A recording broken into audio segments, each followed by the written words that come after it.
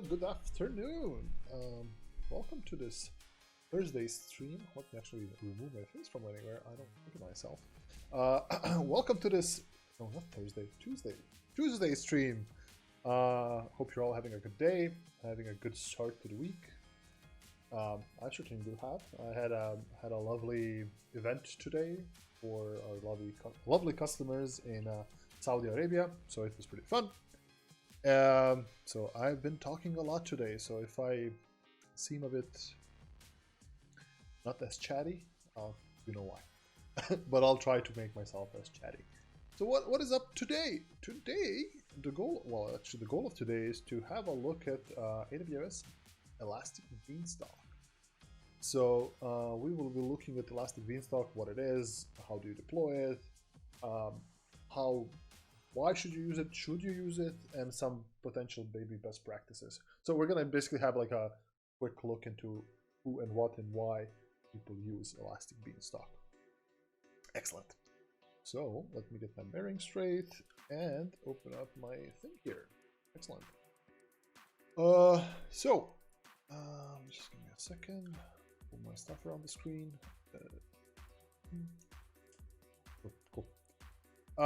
So first of all, what is Elastic Beanstalk? What Elastic Beanstalk is, it's an easy to use service for deploying web applications. Now, unlike most things we talked about today, using containers and serverless, Elastic Beanstalk is focused on deploying applications or web applications to servers, right? So way back, I don't even remember when it was, a couple of weeks ago, I've done a stream on how you can get started with EC2 or deploy a simple web application to an auto-scaling group, right? So the bare minimum, the basics of how you deploy a web server on AWS. Now, let's take that a step beyond and talk about a service called Elastic Beanstalk that actually helps you do that. So you don't have to kind of reinvent the wheel. You can let Elastic Beanstalk do all of this for you. So it will provision all the required resources, all the server, all the auto scaling, and even it will deploy code for you in a proper way to those instances. So it's a really neat service. It's one of the older services out there, so you will see a lot of legacy things coming from back then. And it's not just a matter of that it's an old code base, it's just things were done differently, 5, 6, 7 years ago. So there might be some inconsistencies, but you can also run containers on Elastic Beanstalk, which we do see a lot of people doing as well. So it's pretty cool. So let's kind of get started, I guess. Where's my mouse? Excellent. So the first place we start, we're actually going to start in the web UI console. No, actually, I brought me something because it's been a long day. I brought me a bottle of beer. So I'm going to open myself a beer. And I'm going to enjoy a really nice cold beer. It's a very nice and sunny day in Germany. And I'm going to enjoy myself a nice piece of Rothaus Pilz or Annenzappel.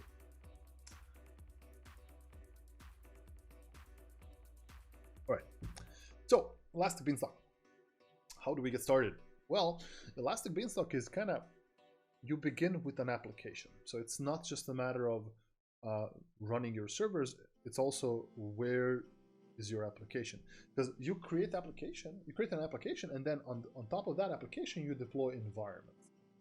So in essence, you can have multiple environments for a single application. So how do we get started? Let's actually create an application. Let's call it streaming Python. Or actually, what shall we use? Let's use Java, right? Why not? There's a few sample applications or sample environments we can use. So I won't use tagging. So yes, platforms. So this is the currently supported list of platforms we have on Elastic Beanstalk. So you can run .NET, you can run Docker, you can run Glassfish, Golang, Java, Node.js, PHP, Python, Ruby, and a Tomcat server, right? So these are kind of the platforms that are supported as of now officially on Elastic Beanstalk. So I'm gonna go with Java, right? Now then you can kind of select different branches of this platform. So I'm gonna just choose Corello 11 to run in this case, and the platform version I'm gonna just use the only one, the latest one in this case. And this is where you can actually upload your Java code. So when we talk about, hey Dennis, hi, good morning, or good afternoon. You can use, oh really? thank you for letting me know. Wait. Is it really that bad? Oh, I've been doing something with my mic apparently. So it might be a bit quiet. Is it better now, Dennis?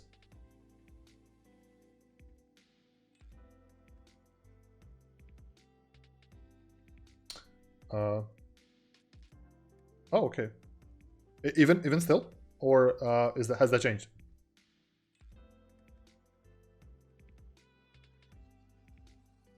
The mic gain. The thing is, like, my mic actually is throwing into the yellow. So let me actually just have a look. I want to see my mic. Is this? Let me turn on the monitor. Testing 1 2 3. Testing 1 2 3. I think I can hear myself okay. All right. But is it okay now? Is it passable, or do we need to insist on the higher standards?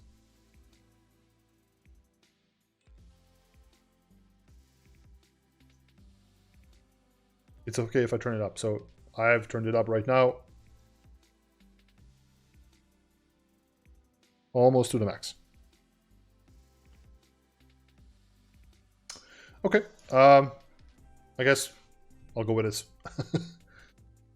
Excellent. So that being said, talking about applications. So what I'm doing right now is creating a application on Elastic Beanstalk.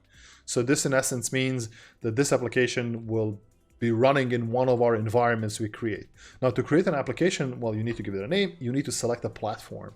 The available platforms I went over to, but I might have been very silent.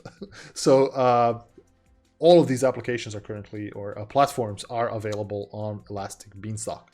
I'm going to choose Java. In this case, I'm going to be using Corretto 11 as the branch or the version of Java for this platform. And I'm going to just be using the latest platform version. Now, here's where the fun starts. You can actually upload your own code. You can just provide it a WAR or a jar file in this case, and it will run. But I'm going to just use the sample application so we can get it up and running. So create application. So it's going to create an application, and that's it, right? Oh, actually, no, it creates an environment. Oh, yeah, the quick start actually creates everything. So it creates an environment, which is basically a platform or a location where your actual code runs. So it provisions the servers, it provisions the load balancing, EC2 instances, and all the things it needs. And it actually deploys the code you have either given it or are using the sample code here. So it will create it all that. So while that is doing, I'll have another sip of beer. I want to make sure this is loud enough, so because it's recorded, so I want to make sure I can give it to people later on.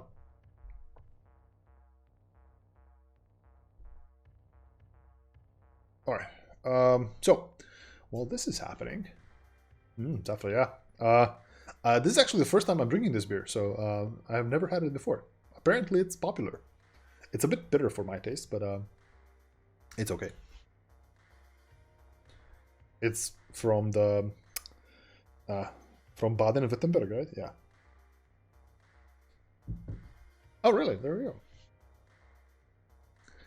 All right, so we can see that this platform is pending. Currently, it's being provisioned, and we can see the kind of the output here, what's happening. And in essence, what's happening here is that Elastic Beanstalk is creating a CloudFormation stack that's launching all of the required resources for you. So it's going to create all of that.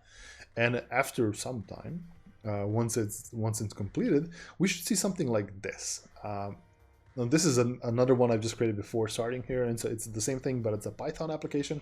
So we should be able to see like the recent events, which platform it's running, its health status, and actually if you want to deploy a different version of your web application.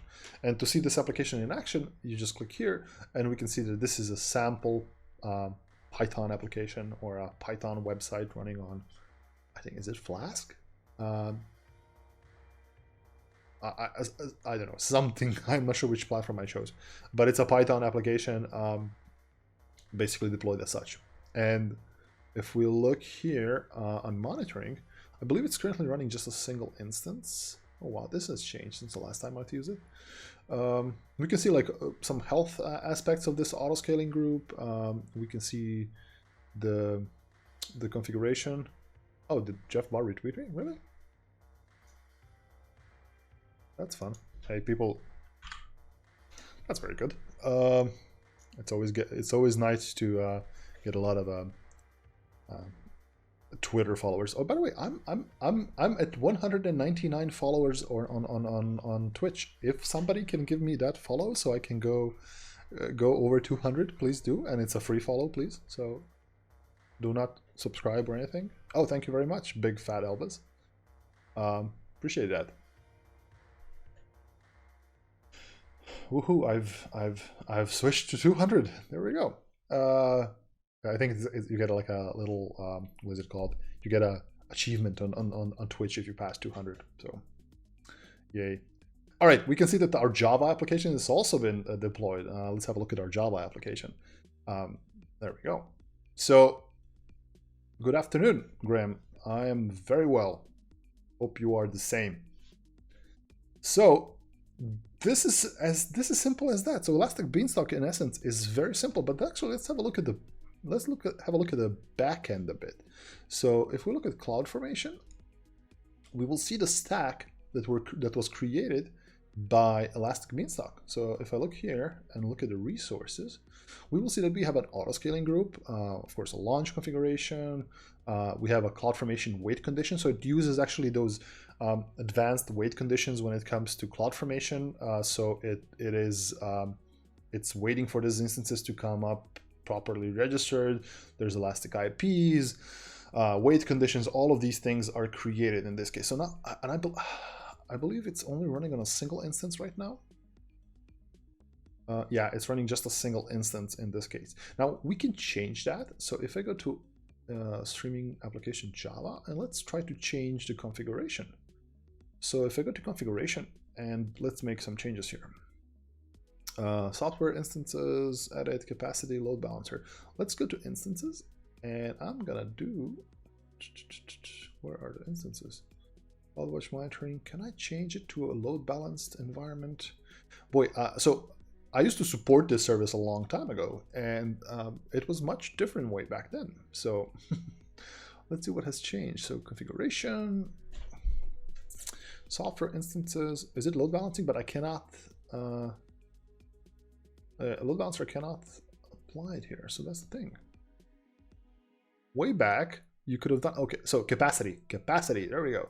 It's a single instance, I'll load balanced, and it's gonna do some other things. So, so minimum one, I'll do on-demand instances, on-demand day, that's gonna be the AMI placement, 1A, 1B, and 1C. Okay, all of the AZs, that's good.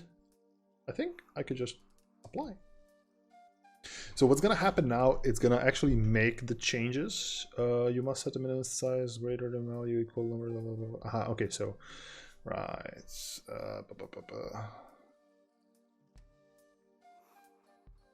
Cancel. Let's change this. Capacity.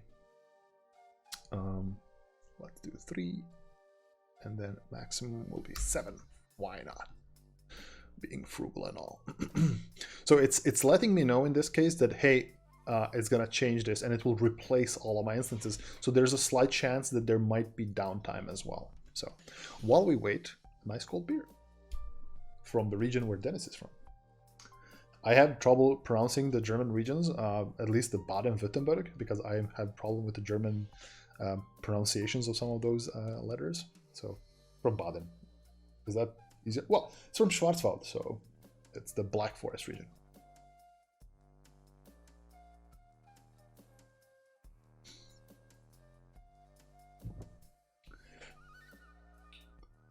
There we go. Fancy beers. Exactly. It's a wonderful sunny day.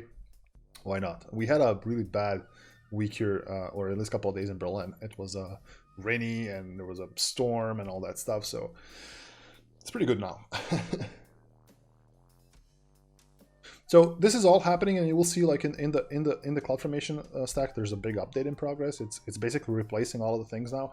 And what's great about this is that you don't have to worry about any of that. And it's pretty good. And if you have like an application package, like just a zip file or a WAR file, even a repository in any case, it's kind of great. I think it's the fastest way you can deploy an application that actually requires web servers. So if you move away from serverless, because not everything is a serverless workload, at least not yet. Okay, let's wait for this to finish, and then we will see what happens. So basically, we should get a couple of new things. We should get an auto-scaling group upgraded. We should get a load balancer being created right now. In our application, which is this one, I think it should be still running. Well, actually, is it running? No, it's not running. So because it was a single instance application, it completely went down because we had to replace all the instances, and it went down now. So it's connecting, it's trying to do that, but it doesn't exist. So when you're doing something on Elastic Beanstalk, make sure you start with a load balanced environment, no matter what, unless it's a really just a standard testing environment where you just run it and kill it off. So otherwise you will run into a situation like this, where you try to upgrade your environment from a single instance type to a load balanced environment, and you will have downtime. Okay, while this is happening, I actually want to show you some cool thing. For me, the coolest aspect of Elastic Beanstalk, besides this being a very simple way to just host your web application online, Elastic Beanstalk has one of my favorite things. It has a CLI. So another service from AWS that has a CLI. Is it, what do we have? AWS CLI, we have SAM, ECS, CloudFormation, CDK, yeah. Oh yeah, Cobus had webinars today, right? So that's very cool, yeah. I think he delivered a webinar today or two, yeah, that's very cool, yeah. I hope he did good. Hopefully I get Cobus back on Friday again, so we can do another streaming on the rocks and talk about something. Yeah, that's very cool. Okay, so let me show you the CLI. So and actually, instead of just showing you CLI, yeah, EKS CLI, there we go. So I don't know how many CLIs we have so far. Yeah, you're not interrupting, Graham, it's fine. This is a discussion stream. I'm always happy to talk about it. So it's not me live recording a video and just spitting information at you. I like getting info back, or at least chatting. So what are we gonna do now is I'm actually gonna create an application. I'm gonna do a Python application from scratch, just from scratch, and I'm gonna deploy it to Elastic Beanstalk. So how do we get that started? mkdir, let's call it Stream Flask app. So I'm gonna create a small Flask app that is a simple, just a dummy Python application, nothing special, but it's written in Flask. Well, it's in Python and with Flask. So let me zoom in here a bit, and I'm gonna do it all through the command line, which is amazing. So if I can do it all through command line, I would be fine. So first things first, virtual env, let's call it virt. Then I will do source, and because I'm using fish, I'll do activate.fish. Okay, so pip install. You will see that I've tried this before. So I'm installing Flask, just this version of Flask, because the code I have works with that version. So I don't want to break it. So that's fine. Just check pip freeze, see all the packages I have. So if we do pip freeze, you will see all the packages that are currently installed, well, with pip, right, to this current virtual environment. So I will just add these packages to my requirements.txt file. So pip freeze, I can just do pip freeze and then requirements.txt. So this will create basically requirements.txt that will be used later on as pip to install these packages when my application needs to run. Okay, now I need to copy paste a lot of code. So let me copy that and go. Let's create an application.py. So this is a simple application that basically just runs it runs on a port, and it gets your username and returns hello whatever, right? So if I pass it hello Darko or just a /Darko, it will return a hello Darko. So to see that in action, if I just do Python and application py, it will do this. Then I have to do 127.0.0.0.1. 5000 is the port. Yeah, and we get this little hello world thing. It's just an application running locally. If I just do hello stream, and it will say hello stream. Simple as that. Very sophisticated Python application, but hey, we need to start somewhere. So how do we get this application up and running on AWS? So, I mean, this is a simple application, don't get me wrong. So one of the things you can do is you can just run it as a Lambda function. Fair enough. You can have an EC2 instance and run it there. But let's do it Elastic Beanstalk style, or Elastic Beanstalk CLI style, which is even more fun. So one of the things I need to do right now is have a look at my directory structure. So going here, and I'll stop my application, clear this up, and LL, or LL like that.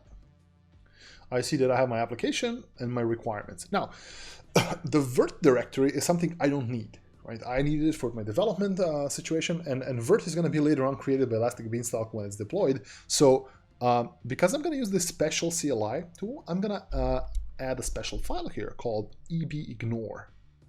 Ebignore file actually tells Elastic Beanstalk CLI, hey, ignore these files, do not deploy these files. So if I just do virt, so Elastic Beanstalk CLI utility will completely ignore this directory and will not deploy it. And you'll see about that when we come to it, right? So it will make more sense later on. So now, the CLI tool. How do you install the CLI tool? Brew install AWS EB CLI, if it's not confusing enough. So this is on a Mac. On Linux, you can just run pip, I believe. Pip install, and there's also a manual installation method through GitHub and all that stuff. So brew install AWS EB CLI works for me. It will pick up your AWS credentials locally. So depending on where you're sitting at, if it's your workstation, it will just pick up your .aws credentials. If it will take your environment variables, or if you are running on like Cloud9, it will just take your credentials from that IDE as well. So how do we get started? So what we can do ebinit. So eb is the command line, right, tool. So let's zoom in, ebinit.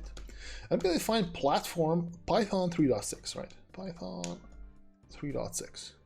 I'm going to call it stream flask, and I'm going to region EU West 1. So in this, I'm going to initialize my my application, or basically my platform, right? Why didn't I don't know why they didn't integrate it to the AWS CLI. And that's the thing, there's a lot of CLIs out there from AWS that are not integrated with the other ones. They're just, for some reason, somebody decided that they can be a separate CLI. So I guess it's fine, right? So but it does make it confusing. That's why I was laughing earlier, like we have so many CLIs, and every day we get more and more CLIs. So from AWS CLI, ECS, EKS, Elastic Beanstalk, CloudFormation, SAM, CDK to an extent. So many CLIs. But yeah, okay. But this one is really cool. And especially like 4 years ago when I started, this was so cool to me. Like, oh, you could deploy applications and environments from just doing a couple of lines of code. Amazing. So if I do this, it's gonna ask me, it's gonna create that application. So instead of me going through this entire process, I could just do this. I just told it in this directory where I am right now, initialize an application for Elastic Beanstalk, which is running on Python 3.6. And that's it. Give it the name Stream Flask and launch it in EU West region. So everything, what's else? Graham, the CloudFormation CLI is the one for creating custom resources on CloudFormation. So it's a special CLI just for that, but yeah, it also exists. So ebinit, if I just run this, like so, I will get, hey, do you want to set up SSH for your instances? So the EB-CLI has SSH built into it, or yeah, kind of, you'll see what I mean. So yes, and I just say, hey, use this key for me. That's it. So we're gonna use the second key, and that's fine. Coolio. Now what's so we have created an application. What we need to create right now, we need to create an environment, right? EB create, and then let's call it stream flask env.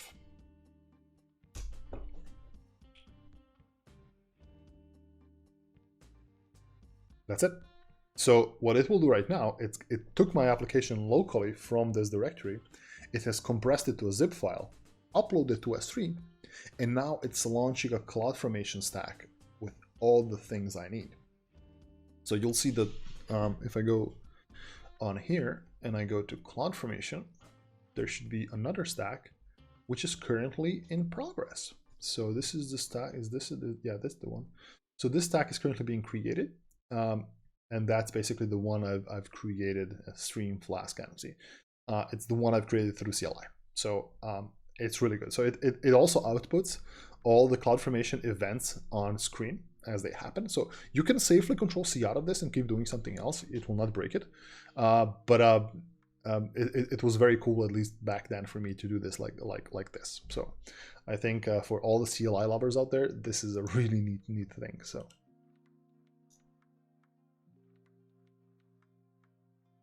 okay. So let's see. This is still happening here. Again, slowly. It's more difficult to demonstrate or actually do a stream on EC2 instances or anything based off EC2 because it just takes so long to create unless you kind of do movie magic and prepare it all before. I did prepare it all before, but I wanted to kind of spend some time for it to be launched. Why not? So auto scaling groups have been done, or at least the scale down policies. The wage conditions are being created. Go back here, yeah. And I believe this is going to be a non-load balanced one. So if I go to resources, load balance, is there a load balancing thing here?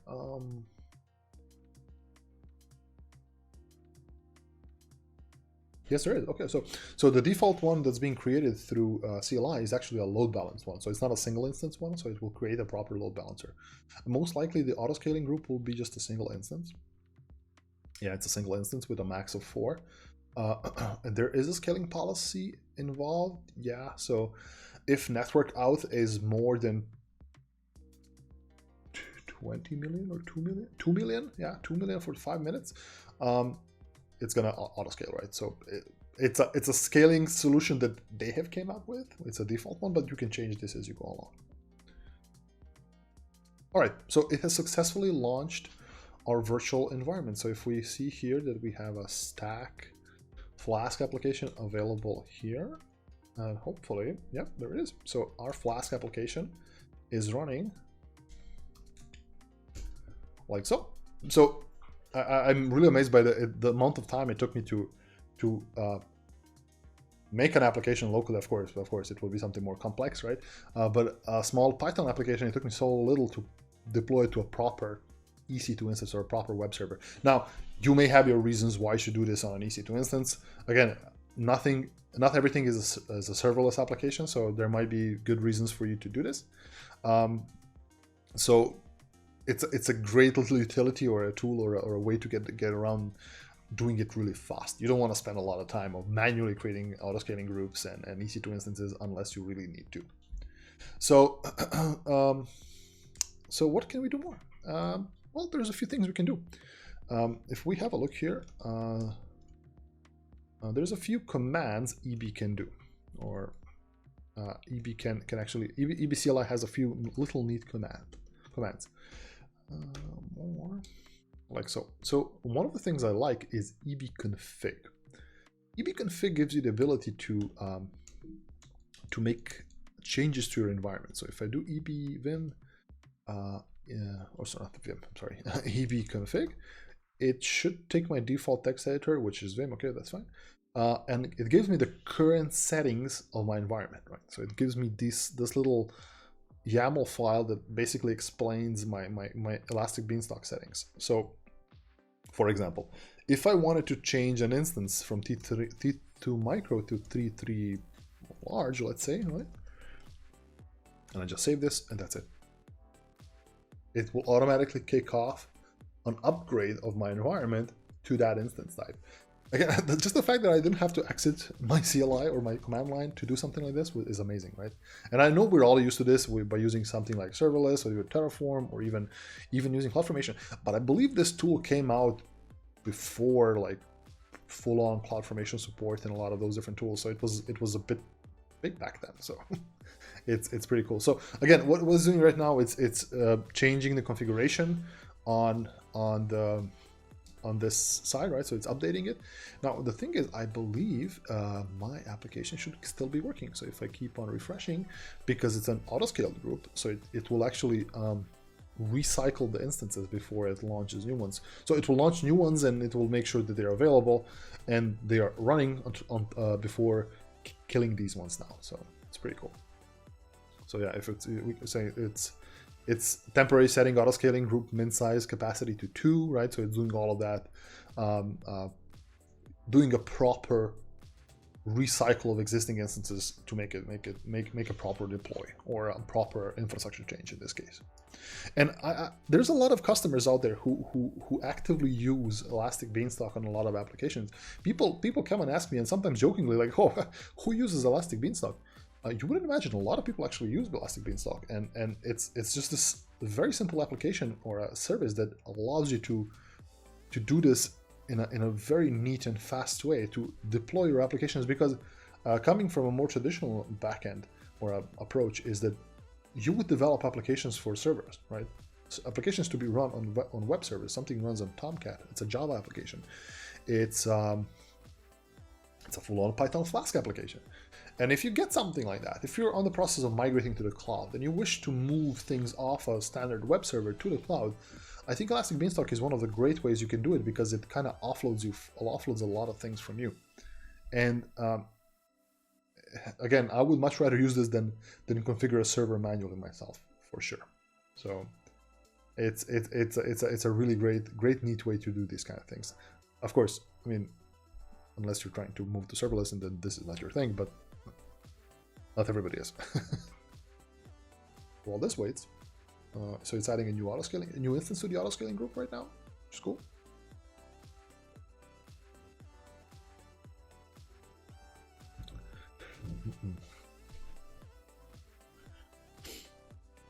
Not the biggest fan of this beer.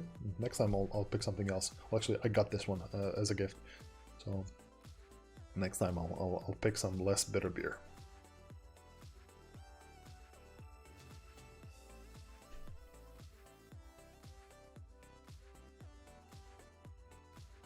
What's happening in CloudFormation? Yeah, it's updating an auto-scaling group again. It just takes some time, and what's great thing about here is it's not just about making changes. And I want to show this to you after this is done. You can also make changes to your application. So if I actually make a change to my Python Flask application, I can deploy it with EBCLI. So, and I'll show you that as soon as this is done. And Elastic Beanstalk, while it does support code deploy and all of those features, you're able to integrate a lot of it to Elastic Beanstalk. By default, it has its own deployment method. So when Elastic Beanstalk came out, there were no code deployer, there was no code pipeline, there was no tools like that. So Elastic Beanstalk had its own way of doing it, and it has all these built-in deployment hooks that on certain stages of its deploying the application, it does certain things. So and there's a lot more extensibility when it comes to Elastic Beanstalks. There's this thing called EB extensions. Basically, those are like kind of script files or configuration files which you can kind of modify to make your Elastic Beanstalk configuration or environment do whatever you like, right? So you can kind of extend it a bit more with those things. I'm not going to get into those things because they're a bit more advanced and they require a bit more experience and working with Elastic Beanstalk. I don't want to just go overboard. And you can see that we have 3 instances right now. See, because we have more instances added here, the ones that are going to be serving the new application as well, or the new instance type in this case, because we are provisioning T3 large, right? So I think hopefully some of these should be T3 large. This one is a T2 micro. That's not a T3 large. Now let's find auto scaling group. That's the one, right? Yeah, instances. Oh, this is the old one. Sorry. Is it the old one? Ah, no. Here it is. Okay, so we have T3 large. The other one I've showed you before. It's the one that we did it through the console, so it's not this fun. So we can see that we have actually upgraded our instance type to a T3 large, and the T2 micro is shutting down. There we go. It has successfully deployed the new configuration to an environment, and we can see here that even if we test this out, our application should still be available. Pretty cool. All right, let's do something more. If we go to application PY and let's change, say,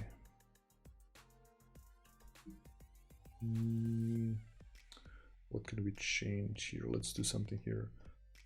AWS Flask test.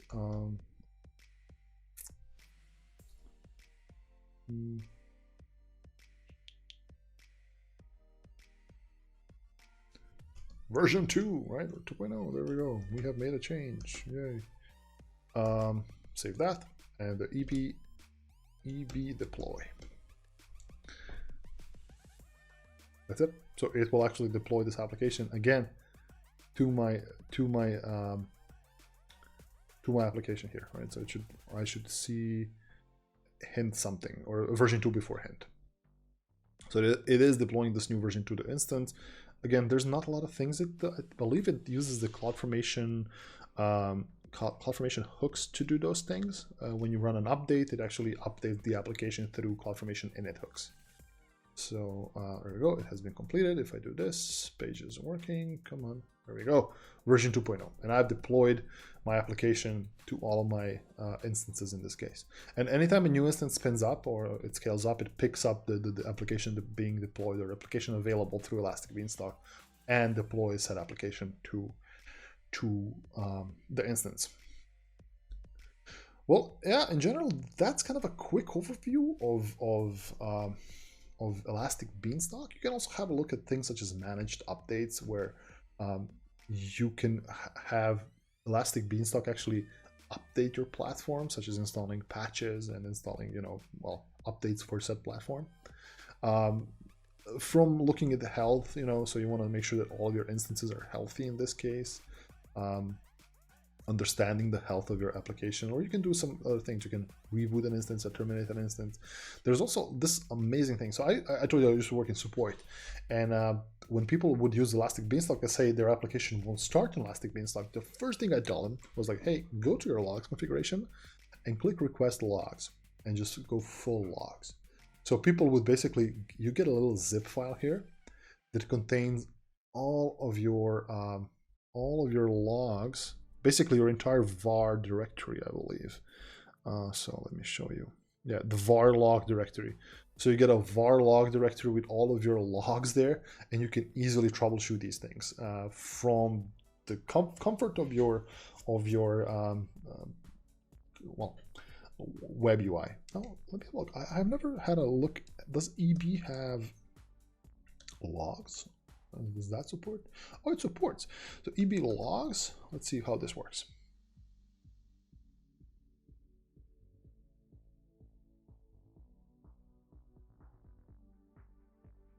There we go. So we can also have a look at some logs here coming from these instances. You can see here that we can see the instance ID in the top and the log name. So the supervisor D log file. If I go scroll down, we have the HTTPD error log, HTTP access log. So again, even more comfier, you can have a look at your logs from the CLI. So pretty cool. I am pretty happy. So EBSSH, I believe you can do this as well. Yeah, there we go. So this is also a big thing for me. It looks for a key inside of your SSH directory, the key you have defined. And if you run EBSSH, it will automatically SSH to your instance through Elastic Beanstalk, through the CLI. Now, this is actually using proper SSH, so it's not like Systems Manager, Session Manager. So this is Elastic Beanstalk SSH, which is normal SSH, but it gives you the ability to do this. This actually inspired by this tool. I made a little tool for myself It was like a little Python utility that I've used to launch the EC2 instances. So it's like just like you can do a couple of switches. It will launch a specific EC2 instance with specific parameters. And I also built in the like that utility name SSH command, so I can SSH into those instances directly by specifying their friendly name instead of a full-on IP or an ID. So pretty neat. So this actually tool pretty much inspired me to do a lot of little things before. Yeah, so that's all I had to show when it comes to Elastic Beanstalk. It's a very neat little tool service. Now, one of the things I need to talk about is the pricing. The pricing of Elastic Beanstalk is free. So there's no additional charge to Elastic Beanstalk as a service itself. The only charge that exists is the actual charge of the resources running. So if you deploy your load balancers, your EC2 instances, your databases, whatever you will run through Elastic Beanstalk, you're going to be only charged for the resources. The service itself, everything, the management aspect of it is just free, right? So you don't have to worry about that.